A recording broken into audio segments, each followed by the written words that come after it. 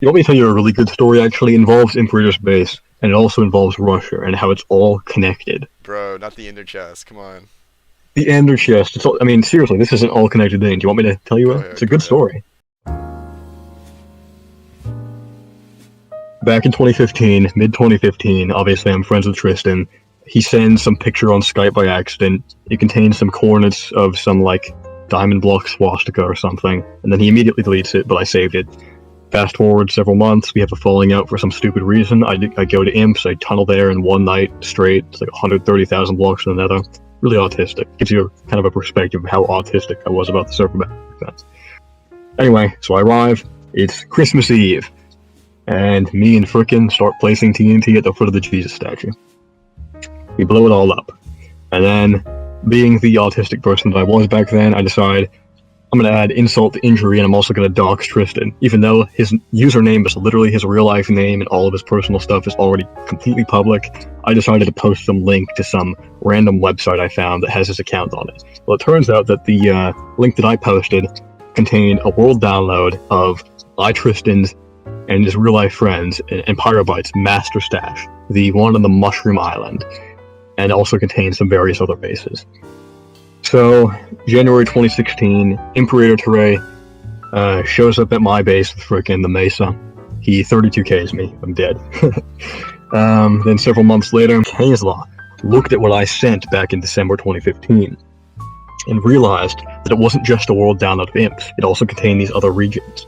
And not only was it not a world download, but these files were taken directly from the server. And the reason they were taken directly from the server is because Tristan at that time had copied Imps to the Imps 2 location in November of 2015, which is when James Russell's and Kaneslaw found Imps. They found it before me. And Imperator was scared that they were going to blow it up, so he had Tristan use his access to the server to copy the regions to another location. Kaneslaw gives coordinates of the master stash to Jack the Ripper, and Jack shares it with some other people. They all go to the master stash and they steal all the illegals. That is where the 32Ks came from. The 32Ks that everybody was using back in 2019, that is the source. That's where they came from. You know, people become suspicious. They understand that Tristan has all this stuff. The stash is like located at y=0. It has glass windows into the void.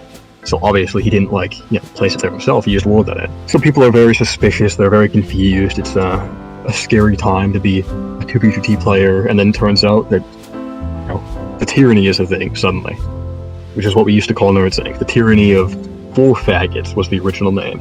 It was me, Tristan, Talo, and Pop-Pop. And we just went around griefing things. You know, we had access to a lot of things. Clyde and Tristan and Talo were all friends with the administrator on the server. They were friends with George Bush 420, who at that time outright owned the server. They had him on Facebook.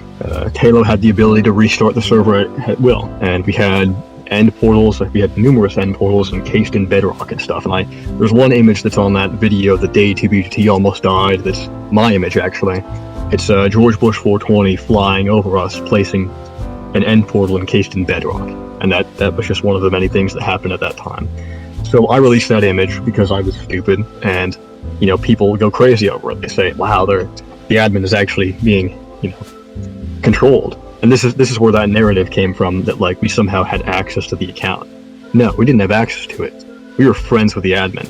All that stuff happens, and then the servers are really dying. This is when Constantium came into existence. Constantium was made by a 2b2t player to get out of this situation. So people start going to Constantium because James Russell's advertised it or something. And, the server is really down. Just a couple of people online in the mornings. At this point, I believe it was Yellowstone Joe, but it might have been somebody else. Yellowstone Joe makes a Reddit post on r/Minecraft as a consequence of the low number of players on 2v2t. And guess who sees it? The Camping Rusher. The Camping Rusher sees it. He makes this video, and that's, all else is history. That's how it happened.